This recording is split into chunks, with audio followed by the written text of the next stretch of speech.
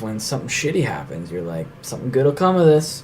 And then that's what you gotta remind yourself when something good happens. You gotta remind yourself something shitty will come out of this. Something shitty's gonna come out of this. Yeah, man. That's balance. Yeah. And then eventually you just fucking dive headfirst off a bridge onto the freeway. Full circle. Oh, you were born on the freeway and you died on the freeway. Born on the freeway and you died on the freeway.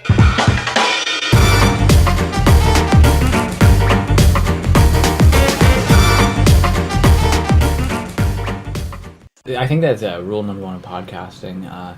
If you're doing a podcast, you should be drinking tea and eating chips. So you get the crunchiest thing and the slurp. Probably the slurpiest drink you could get would be a tea. You think tea is the slurpiest drink you can get? Yeah. What about Slurpee? It's in the title. It's in the title. It doesn't necessarily mean it's the slurpiest.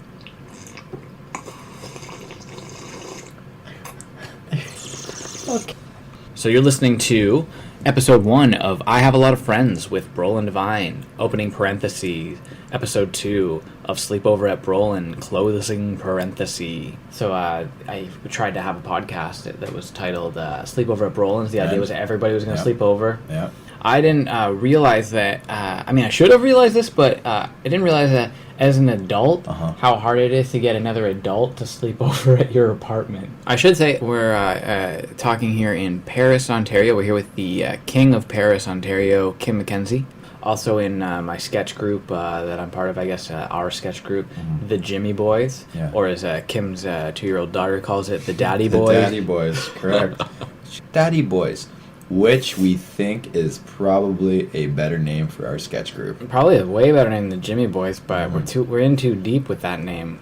I'd say about 7-8 years. 7 or 8 years. I think we're moving on to 8. I think so. And what have we done? Not a lot. I mean, go on. What were you going to say? I was just hoping you would have something better to say than not a lot. But a little? A little? Yeah, nothing of significance. That's one step up from not a lot. Okay, nothing of significance, money-wise or anything, maybe, but you know what? We are grown men putting on fictional plays for our friends and families. What other grown men do you know do that? Well, you know, we've done a lot. We've written a lot of great stuff, man. We've written a lot of great stuff. We've written some great stuff. Kym and I have made out live on stage. Bless. We've made out live on video. I'm in a dramatic play right now. It's 100 pages of myself and another girl on stage. The woman I am supposed to be involved with, or that I have romantically involved with at some point and still lust after. I think I had more sexual feelings for you when we would make out on stage than with this girl. Well, yeah, because you can feel my rock hard dick through my pants. 6 to midnight, brother. That's all that matters to me. Do we just almost kiss right now? No, it's just that was an eye thing. That wasn't. Yeah, we just made eye contact. If I had for most of this, we're not making eye contact. For that split second, we made eye contact, and which made that significant. If I had a toonie for every time I made eye contact with a girl, it would back up to maybe grade 6 when toonies were invented, because I had so much eye contact before that. Oh yeah, you were the eye contact king before that. Before I was the king of Paris, I was the eye contact king. That's what they used to call you. The eye contact. It was a weird nickname. I'm bad at eye contact. I know. I've been working on it, though. Yeah, you were literally wearing a bandana over your eyes right now.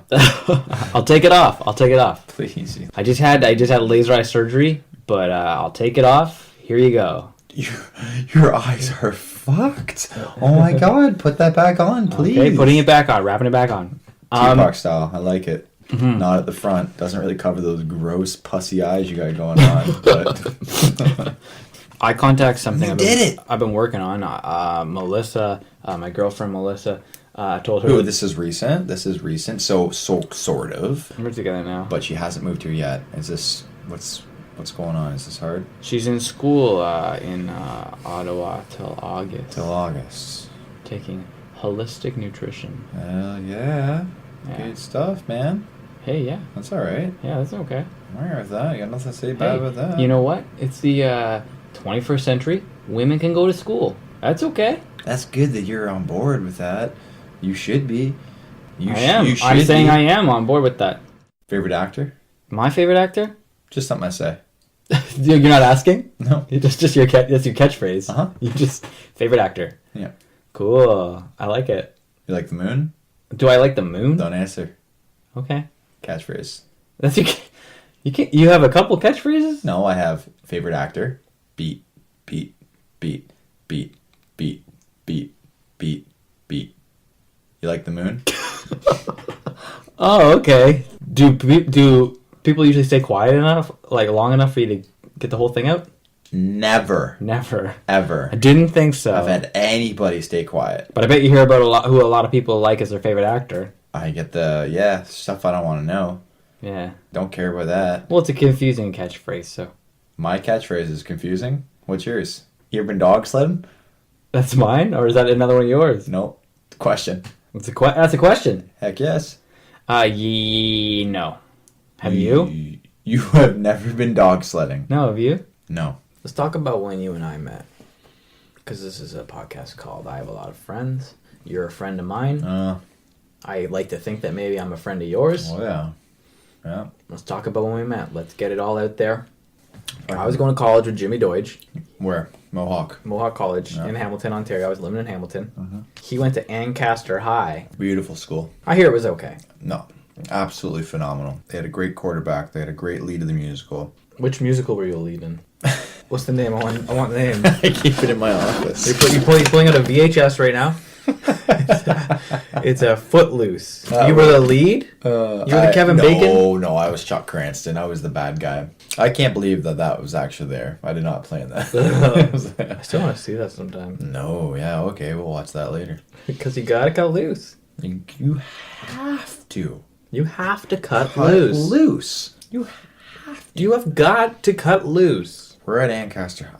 Footloose. We go to Ancaster High. That's where we went to high school. And you went to Mohawk College. Yeah.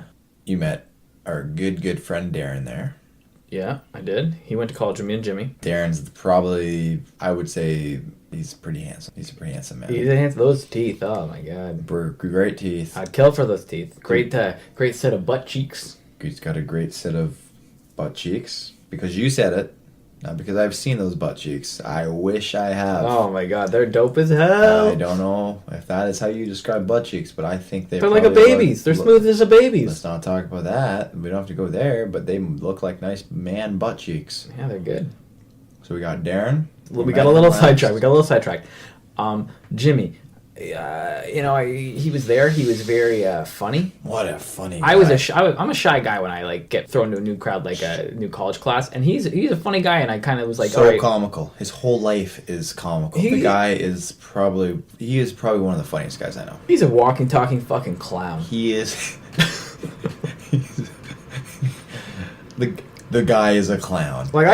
He's a joke. I wouldn't want to. He's funny to be around, but I would not want to live as him. Tears of a clown. So we got Jimmy. You met Jimmy in Mohawk. All right, go on. And I fell in love instantly. Is what I'm saying. Okay, I kind of just infiltrated his whole friend group in Ancaster. I just inserted myself into that scene. You were in that scene. I was, very much so, yeah. And I met you. Should I tell you my initial impression of you first, or should you tell me your initial impression of me first? I want you to tell me yours of me, because my memory is all sorts of hazy all over the map. I'm just afraid that me telling you my initial impression of you is going to cause you to... It's going to alter what you say your initial impression was of me, once you hear what I say. No, it's okay. And if you think you're going to offend me at all, please take that out of this whole equation, because I think everybody that I talk to, I am nothing that you everybody knows everything about me. I have an idea. That's how I do it. I lay it down, and that's all there is to it. I have an idea. How about we both tell each other at the exact same time? Very good. Okay. 1, 2, 3. I thought that you were a pretty nice guy, but you were a little overconfident, so I wasn't super into you. I thought you were a little abrasive. Halloween. But eventually I realized that you were a good guy with a good heart, and I didn't really want you to hang out with us. So I forced that bottle of vodka down your throat, you were all right, and I slapped you a whole bunch. And I made forever. Jimmy cry because I was... Keep going if you're not done. You just stopped. I was done. Oh, okay. Maybe just retell your story, because I didn't really listen. Okay. I was just saying, I found you a little abrasive. Use abrasive in a sentence. Kym McKenzie was very abrasive when I first met him. Oh, okay, I got it. No, okay. You have a lot of confidence. I carry too much. You have a lot of confidence, and I met you, and you were confident and it came off as cocky, and it was probably mostly my problem. No, but hold on. No. A worst friend you'll ever meet at the beginning is Kym McKenzie, myself. You do bad first impressions? The worst first impressions. I was just sort of like, I'm an insecure guy, I guess, especially at that time. I've gained a lot of confidence since then, but at that time I'm an insecure guy, and you're an confident bastard now. And I'm seeing you, this picture of confidence. This glowing beam. This beacon of confidence. And I'm thinking, oh, I don't like this. What is this? What is this? This makes me uncomfortable. What is this? But we kept hanging out. What do I do with this? And I softened up to you, and I realized you're a good guy with a good heart. I want to know what your first impression of me was. Your impression was the question. Unique, kind. I appreciated you were a kind dude. I liked it. Very non-threatening, funny, but not like make me laugh all the time. Funny, like you were thought funny, which was better. I just want everyone to know that when Kym says non-threatening, he means that as a negative. Kym loves threatening dudes. No. Kym loves dudes who excrete testosterone. That's who Kym respects. It's a respect. And so when he says non-threatening, he's taking a jab at me. It's a jab. Yeah, I'll take 98. I don't get that. Is that a reference? It's a boxing reference. To my threatening friends, they'd get it. They'd get your threatening friends.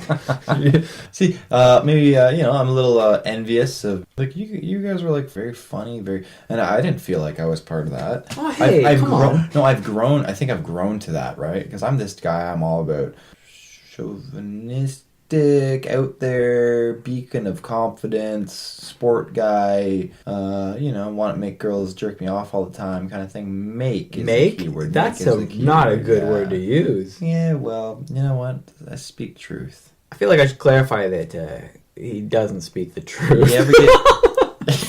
He's not, I feel like I should say that he is not telling the truth. Yeah, okay. That's not a good lie to make. There was one time in my life where I think I forced a girl to give me a hand job. Don't say that. No. The words are being thrown around here. They're hurled carelessly here. Not rapey at all. The situation. Don't you understand that? Making someone give you a hand job sounds like? That sounds rapey. Guided. Yeah, Bill Cosby guided a lot of girls' hands as well. You have to tell the story now. I'm not going to tell the story. You have to tell the story. Fine. If it's going to make you sound rapey, you have to tell I don't want to come off as rapey, okay? I'm not going to come off as rapey. That's not what I'm here to do. That's not what I drove all the way here to do. We're at Kym's house right now. Okay. All right, I used to go away for New Year's every year. To a town where nobody knew who he was. Jimiboys, Quebec. I used to go to Jimiboys, Quebec. I used to wear a disguise. I used to have long tuxedo on, like a little dress. It was a dress, and nobody knew who I was. And I got what I wanted because the boys loved me, and I had a lot of gold in my satchel. All right, I used to go away every year. We used to go away for New Year's. And Jimmy would come, and Charlie, my other good friend, Charlie Sorrell, is a great friend of mine. He's a director. If you're listening, Charlie, respect the hell out of you, buddy. Love you. Anyway, we used to always go away for... He's not listening. I told you, no one's listening to this. I could be doing lines of coke off my own penis and my own wash. You've done that several times. I've had to pause the audio on this so you could do that. It's more of a, can I do it sort of a thing? You can. You proved it. You've proven it 5 times just in the last hour. 5 ain't 6, brother. Well, you got me there. That's why you're the math guy of the group. The math guy of the Jimiboys. And that's what we're talking about. I've been waiting for that. We go away New Year's every year. We end up in, I believe, don't quote me on this, Quebec City. Anyway, so I always pack like kind of like obscure things that I just always think you're going to need for a trip. There's all these rooms on the hotel are just full with young kids just wanting to get drunk in Quebec. Well, you were that, were you not? I was. Well, actually, at this point, I was becoming that. So we're in this hotel in Quebec. Whole floor full of oh man, get to it. You're gonna cut it. You're gonna I'm joking. I'm bugging you. I told the guys, if anyone needs nail clippers, I have nail clippers. And everyone made fun of me. Everybody in my room. Jimmy's like, "Why do you need to bring nail clippers to like a party, like a New Year's thing? We're only here for 2 days." I was like, "Yeah, I brought nail clippers." I am not even joking. I would say 5 minutes after that, girl knocks on our door. She comes in. She goes, "Does anybody have any nail clippers?" I looked at everybody in that room with the biggest smile on my face. It was the whole group of the girls from... So everybody from different towns comes... Actually, I met And a your girl, friend's jaws were on the floor. all just on the floor hanging. They look like idiots. I got the biggest smile on my... Just booming at this point. So anyway, I said, I got some nail clippers. Anyway, this is the girl that we ended up partying with that night. She was super cool. But she was young. We were young. We're all like 15, 16-ish or something like that. Young men. We're young. We're all very young. And she comes back to the hotel later. Jimmy's there. I'm there. Jimmy's talking to a girl. I don't think he fooled around with her, Madeline. He was 16, so even if he did... You can't hold it against the guy. You cannot hold it against them. You gotta let that one go. It's coming out of the wedding speech. You gotta let it go. His was worse. He's got a story? I don't know if he does. I know he doesn't because he was listening to my story. Because we're in these paper thin walls in the washroom. This girl, she's making out with me. We're making out. We're doing this. I'm touching her little 16-year-old boobies. She's touching my 16-year-old pecs. Nothing's going on. Nothing really. I have this little 16-year-old. You're touching her boobies and she's touching your pecs. You're both just fondling each other's chests. I was basically touching my chest and she was touching her chest. You're both just standing in front of each other, touching your own chests. Kissing the mirror. Weird. Anyway, so pants are down. I'm like, I got this problem, girl. And she's like, what? I'm like, I got this big old problem and I need some help. You slipped into an accent? Yeah, oh yeah, I get so cool. Is that a cool accent? Yeah, no, that's cool. Okay. I don't know what it's like to be 16. Maybe I got this problem, girl. Yeah. Big old 16-year-old boner. What is that? A mix of Matthew McConaughey and Gilbert Gottfried? I got this problem, girl. Right, I got a boner. Fucking, she was like touching it, and I like guided her hand. It wasn't forceful. It wasn't anything. But I was talking her through it, and Jimmy heard that, and it became like a really weird story because it sounded like I made the girl give me a hand job. But you were just because I was like, this is how you do it. Give me your hand. This is what you do. Oh, so you were just giving her positive feedback. I was being so normal, and that's been that's how people learn. I think more people need to give verbal feedback. Open as shit, open as hell, man, and that's what it was. And if somebody does something wrong, they should be screamed at. If somebody's doing something wrong, they should be screamed at. Oh yeah, humiliated, just berated. Yeah. Anyway, the point is that's what happened. I'm glad to hear you didn't force a girl to give you a hand job. Yeah, no, just the words I use, right? Like, this is. You gotta be careful about those words you use. That's not a good word choice. But then you gotta listen to me. I got a story that I would regret so much if this ended and I hadn't told this story yet. When Kip and I were hanging out, he was dating a girl from Sweden. I don't know. I guess I could say her name. It's probably not a big deal. I don't know if she would even care. So Kym was dating a girl named Celia from Sweden. Well, let's cut the name. Okay. Yeah. Kym was dating a girl from Sweden named Celia. I'll bleep that after. And they were both, I guess. It's fair to say you're both pretty sexually adventurous. I would say so. I mean, the way we met was banging in a 12-person hostel in Ireland. Yeah, that would dictate the beginning of a relationship. I didn't know that, but anyways, one thing she really, really wanted to do, begged you, if I'm not mistaken. Is that correct? Begged you? I wouldn't say beg, but I was like a slow beg. So it's like put this seed in your head, let's think about it, and revisit it almost once a week. Mentions it a lot. She really wanted to do this. Oh, yeah. She wanted to take a dildo and fuck Kym in the ass. I want to get more details. Go. Okay. I don't think I've ever gotten enough details about the dildo itself. I'll tell you probably about what the dildo looked like. Was it a strap-on dildo or was it handheld? It was not a strap-on. So it was handheld. It was a handheld, yeah. And how big was it? How big was the dildo? I'd say about 6-7 inches. 6-7 inches. Like the way size, thicker than my dick. Yeah, like the length about like of a normal, like an average erection. Length of a normal dick. Much girthier. Oh, the girth. Probably something you haven't forgotten, and never will forget. No, I'll tell you, I have forgotten because of the state I was in. Yeah. Oh, you had to get good and drunk to do it. I was good. Oh yeah, so I guess I've already said by now he did it. He gave it, and he did it. And this is something she'd been asking for long time. A long time. And then I did it, and I said yes out of respect. And he did it. And I said out of respect. Out of respect and love. Yeah. And he did it. He said okay, and he let her hand fuck him in the ass with this dildo. Yeah, not very long. Not very long, but how I'm not many? saying I didn't like it. How many? It was too much for me. How many ins and outs do you think she got in? I said 13, 12. Did you cry? No. We were lubed up. I was drunk as hell. It was fine. Okay. Did I like it? She probably didn't go super deep either. Like just kind of like. I'm not. You can't remember. I'm not looking. Because that's pretty long to go. I think you'd remember. It was a weird. I think that might damage you. You can't just. It was a weird experience. Then immediately after he did this thing for her that she had asked him to do, she tells him that she can no longer look at him like a man. I have told this story to so many people. This is my favorite story. But I've told this to people who have never met you. Probably will never meet you. Who does that to somebody else? She asked for it. Just totally disregard your manhood immediately after they try to get you to do something for so long that you only do because you love them and respect them so much and want them to be happy. And you are that comfortable that you can do it. And then they just take away all your manhood right after. I love that. Oh, that's such a good story. Becca knows that story. I know. I wouldn't probably be able to say it on here. Becca knows that story. Yeah. You know, until Becca's my fiance. Oh yeah, Becca's Kym's fiance and the mother of my child. Yes, very lovely, lovely woman. Wouldn't have a baby with anybody else. I don't think. Probably the future mother of my child. Yeah. You think? Well, maybe. Yeah, I think so. We could just load some of my semen into the end of your dick, and you fuck my semen. Oh, because you don't want to ruin Melissa's body. You're going to use Becca's body. She's already had a kid. Well, okay, come on. Because is that what you're saying right now? I'm not saying we'll load some of my semen into the end of your dick. Load mine too. Load mine too.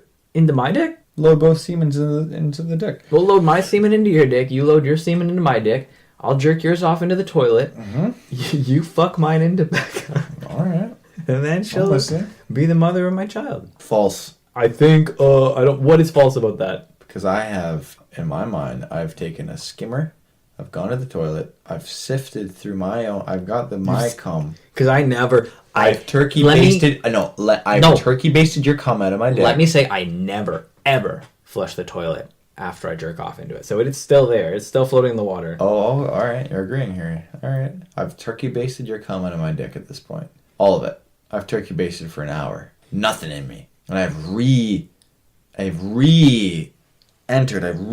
them into my sifted toilet cum is back in my... And you've reinserted it. Not in my balls, mind you, because I can't get them that deep. Sitting in my shaft. They're a little bit, they're just like, fuck, we're wet, we're ready to go. Why didn't you wait, just like enough time to just regenerate more sperm? Wait an hour? I know, when you're ready, you're ready. And this is going to be a advertisement for, who are we supposed to plug here? No, we're sponsored by Target and Blockbuster. Because they're out of business. They're out of business? We're not getting paid this month, man. I still have the check. I haven't cashed it yet. You should have cashed that. That's a big check. That's okay. It wasn't that big. We've been writing. We've been enjoying. We've done live shows. We've, you know what? I always tell people the best part. We don't make money, but we break even. We don't lose money on this. We don't lose money. We lose time. We lose a lot of time. I have definitely had relationships strained. Rebecca's been with me for the longest, so she has been the most strained. But she loves it though, and she wouldn't have me doing anything else. But things have been, It can strain relationships. People don't get it sometimes. That's one awesome thing about Melissa. She gets it. She gets it's something that I'm good at and that I enjoy doing. And she respects it, and she encourages it. She will encourage it for, let's give you 4 years, and then let's see how she feels. I don't know what a kid. Then she'll change her mind. Yeah, no, I don't know. No, she's very encouraging about, So is Becca. Doing things you enjoy. I'm not saying she's not. All right, stop throwing her under the bus. Oh, man. Is that it? No, just breaking. Might be it. Maybe. All right. Good talking to you, Kym. Thanks, man. Sorta.